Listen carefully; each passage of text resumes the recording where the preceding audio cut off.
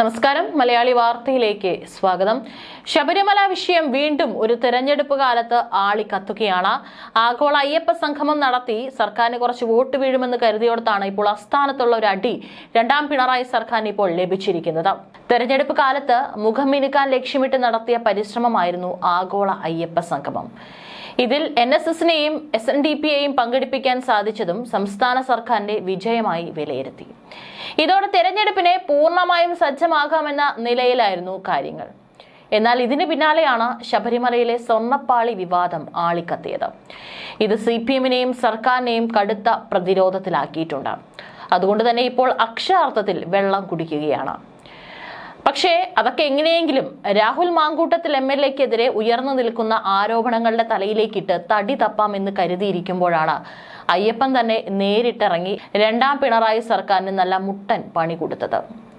ഏതായാലും ഇപ്പോൾ രാഹുൽ മാങ്കൂട്ടത്തിന്റെ വിഷയമൊക്കെ തന്നെ ഇപ്പോൾ പതുക്കെ ഒരു തണുത്തു വരുന്ന ഒരു മട്ടാണുള്ളത്. മാത്രമല്ല ജനം തിരിഞ്ഞിരിക്കുകയാണ്. ഇപ്പോൾ പല വീഡിയോയ്ക്ക് താഴെ വരുന്ന കമന്റുകൾ ശ്രദ്ധിച്ചു കഴിഞ്ഞാൽ മനസ്സിലാകും രാഹുൽ മാങ്കൂട്ടത്തിനെതിരെ ഉയരുന്ന അല്ലെങ്കിൽ രാഹുൽ മാങ്കൂട്ടത്തിനൊപ്പം നിൽക്കുന്ന ഒരു ജനങ്ങളെ അല്ലെങ്കിൽ അദ്ദേഹത്തിനെ സപ്പോർട്ട് ചെയ്തുകൊണ്ട് ജനങ്ങൾ കമന്റ് ഇടുന്നത്. ഏതായാലും അന്വേഷണമൊക്കെ അവിടെ പുരോഗമിക്കുകയാണ്.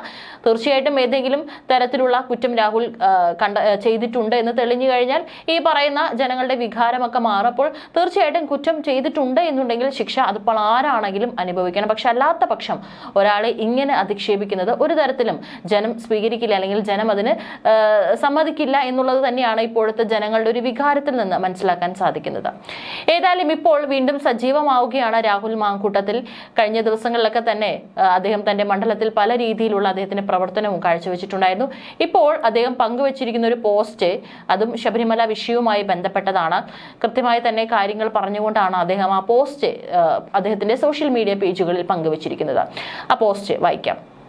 ശബരിമല അയ്യപ്പന്റെ പൊന്നുകട്ട വിഷയത്തിൽ മാധ്യമങ്ങൾക്ക് ആഘോഷിക്കാൻ ഏതെങ്കിലും ഒരു ദിവ്യനെ എറിഞ്ഞുകൊടുത്ത് സ്വയം രക്ഷപ്പെടാമെന്ന് ഈ അമ്പലം വിഴുങ്ങി സർക്കാർ വിചാരിക്കേണ്ട.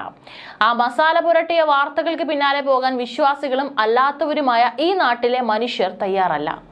ഞങ്ങൾക്ക് ഉത്തരം തരേണ്ടത് ഏതെങ്കിലും അവതാരമോ ഉദ്യോഗസ്ഥരോ ദേവസ്വം ബോർഡോ അല്ല, മറിച്ച് ഈ നാട് ഭരിക്കുന്ന സർക്കാരാണ്.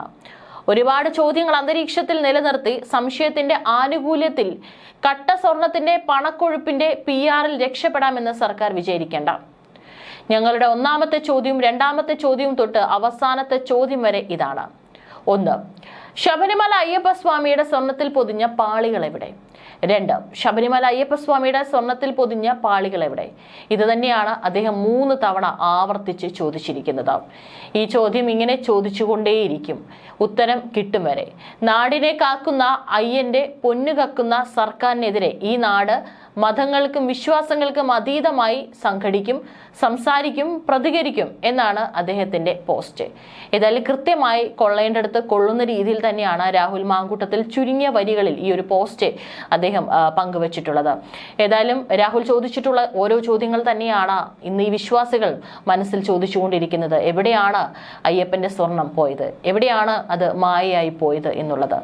ഏതായാലും എന്തിനാണ് ഇങ്ങനെ ഹിന്ദു ദൈവങ്ങൾക്ക് സമാധാനം കൊടുക്കാതെ, വിശ്വാസികൾക്ക് ഒരു സമാധാനം കൊടുക്കാതെ ഭരിച്ച് കട്ടുമുടിക്കുന്നത്?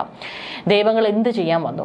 ഏതായാലും ഈ പോസ്റ്റിന് താഴെയും സ്വാഭാവികമായിട്ടും പ്രതീക്ഷിച്ചതുപോലെ ചില കരച്ചിൽ കമന്റുകൾ കാണാനായിട്ട് സാധിക്കുന്നുണ്ട്. ചില കമന്റുകൾ വായിക്കാം.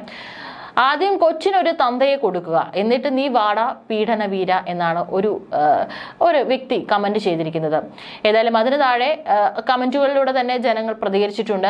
അവിടെ അന്വേഷണം നടക്കുന്നുണ്ടല്ലോ ചേട്ടാ, ഈ കമന്റ് അവിടെ ഏതെങ്കിലും തരത്തിൽ രാഹുൽ കുറ്റക്കാരനാണെന്ന് തെളിഞ്ഞു കഴിഞ്ഞാൽ തീർച്ചയായിട്ടും രാഹുൽ അവിടെ ശിക്ഷിക്കപ്പെടണം. ആദ്യം പരാതിക്കാരുണ്ടാകട്ടെ, രാഹുൽ കുറ്റക്കാരനെന്ന് കണ്ടെത്തട്ടെ, അപ്പോൾ ഉറപ്പായും രാഹുലിനെ നമുക്ക് കുറ്റപ്പെടുത്താം എന്നാണ്. ഈ പറയുന്നവർ അയ്യപ്പന്റെ സ്വർണം എവിടെയാണെന്ന് ആദ്യം പറ. മറ്റൊരു കമന്റ്, ആദ്യം അനീതികൾക്കെതിരെ, അഴിമതികൾക്കെതിരെ കൂടുതൽ ആർജവത്തോടെ കൂടുതൽ ചോദ്യങ്ങൾ ഉയരട്ടെ. അതുകൊണ്ട് തന്നെയാണ് താങ്കളെ ഇല്ലാതാക്കാൻ അവർ നോക്കിയതും. 10 മടങ്ങ് ചങ്കുറപ്പോടെ താങ്കളുടെ ശബ്ദം നിയമസഭയിൽ മുഴങ്ങണം. ഒരുപാട് കോൺഗ്രസ്സുകാരുടെ, അമ്മമാരുടെ, സഹോദരങ്ങളുടെ ഒരു വാശിയാണ്, ആഗ്രഹമാണ്, പ്രാർത്ഥനയാണ് അയ്യപ്പ. ഇതാണ് ഒരു കമന്റ്. മറ്റൊരു കമന്റ്, കേരള ചരിത്രത്തിൽ ആദ്യമായി ഒരു മുഖ്യമന്ത്രി, എടാ അടിമക്കമ്മി, നീയൊക്കെ ഇങ്ങനെ കിടന്ന് കുരയ്ക്ക്, നിന്റെയൊക്കെ നേതാക്കന്മാർ അവരുടെ 10 തലമുറയ്ക്കുള്ളത് ഉണ്ടാക്കി വെച്ചിട്ടാണ് നിങ്ങളോട് പോയി വെട്ടാനും കുത്താനും പറയുന്നത്. ഇങ്ങനെ ബോധമില്ലാത്ത കുറെ കഴുതക്കൂട്ടം. കൂട്ടങ്ങൾ. ഇതാണ് മറ്റൊരു വ്യക്തി കമന്റ് ചെയ്തിരിക്കുന്നത്. മറ്റൊരെണ്ണം, 10 ചോദ്യമൊന്നുമില്ല, നിന്നോട് ഒറ്റ ചോദ്യം, ഗർഭം കലക്കാൻ നീ ഏത് ഗുളികയാണ് കൊടുത്തത്? ഇതാണ് മറ്റൊരു കമന്റ്. അയ്യപ്പസ്വാമിയെ വിഴുങ്ങിയാൽ ചോദിക്കാൻ വരുന്നത് കേരളത്തിലെ മുസ്ലിമും ക്രിസ്ത്യാനിയും ഹിന്ദുവും എല്ലാം കൂടി ഒരുമിച്ചായിരിക്കുമെന്ന് പിണറായി വിജയന്റെ സർക്കാർ ഓർത്താൽ നിന്ന് അയ്യപ്പസ്വാമി കേരളത്തിന്റെ വികാരമാണ്. ഏതായാലും ഇങ്ങനെയൊക്കെയാണ് കമന്റുകൾ പോകുന്നത്. രാഹുലിനെ ചീത്ത വിളിച്ചുകൊണ്ടുള്ള കമന്റുകളുണ്ട്, രാഹുലിനെതിരെ ഉയർന്നു വന്നിട്ടുള്ള ആരോപണങ്ങൾ എടുത്തിട്ടുകൊണ്ടുള്ള കമന്റ് ഉണ്ട്. അതേസമയം തന്നെ ജനം ഇറങ്ങും, ഉറപ്പായിട്ടും ജനം ഇത്തരത്തിലുള്ള, അതും ഹിന്ദു എന്നോ മുസ്ലിം എന്നോ ക്രിസ്ത്യൻ എന്നോ ഇല്ല, അത്തരത്തിലേറെ ഒരു വിശ്വാസത്തെ വ്രണപ്പെടുത്തിക്കൊണ്ടുള്ള ഒരു നീക്കം സർക്കാരിന്റെ ഭാഗത്തു നിന്നുണ്ടായാൽ എല്ലാ മതങ്ങളും ഒറ്റക്കെട്ടായി ഇറങ്ങി അതിനെ ചോദ്യം ചെയ്യുമെന്നാണ് പല ആളുകളും കൂടുതലായിട്ട് പ്രതികരിച്ചിരിക്കുന്നത്. ഏതായാലും കോൺഗ്രസ് ശക്തമായി തന്നെ രംഗത്തേക്ക് ഇറങ്ങാൻ തീരുമാനിച്ചു കഴിഞ്ഞു. സ്വർണം കാണാതായ സംഭവത്തിൽ ഇപ്പോൾ പദയാത്ര നടത്താൻ ഒരുങ്ങുകയാണ് UDF.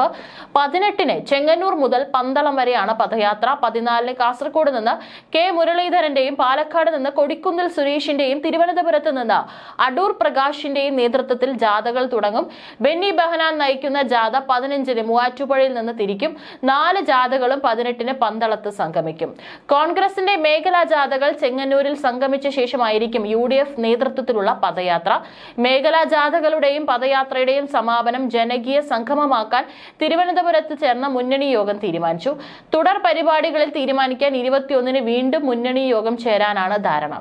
ദേവസ്വം മന്ത്രിയുടെ രാജിയടക്കം ആവശ്യപ്പെട്ടാണ് മുതിർന്ന നേതാക്കൾ നയിക്കുന്ന 4 മേഖലാ ജാഥകൾ നടത്താൻ കോൺഗ്രസ് ഒരുങ്ങുന്നത്. എന്നാൽ രാജി ആവശ്യത്തിന് വഴങ്ങില്ലെന്നാണ് CPM-ന്റെ മറുപടി.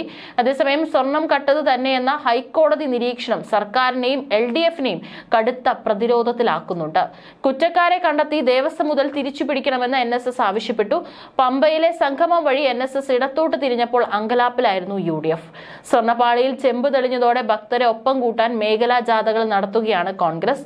ആഗോള അയ്യപ്പ സംഗമത്തിൽ NSS അടക്കമുള്ള സാമുദായിക സംഘടനകളുടെ പങ്കാളിത്തം സർക്കാരിനുള്ള പിന്തുണ എന്ന പ്രചാരണം ശക്തമാക്കുന്നതിനിടെയാണ് LDF-ന് ഓർക്കാപ്പുറത്തുള്ള ഈയൊരു അടി. ദ്വാരപാലക ശില്പത്തിൽ പൊതിഞ്ഞിരുന്ന സ്വർണ്ണപാളി വൻ തുകയ്ക്ക് മറിച്ചു വിറ്റിരിക്കാൻ സാധ്യതയെന്ന ഹൈക്കോടതി നിരീക്ഷണം കൂടുതൽ കുരുക്കായി.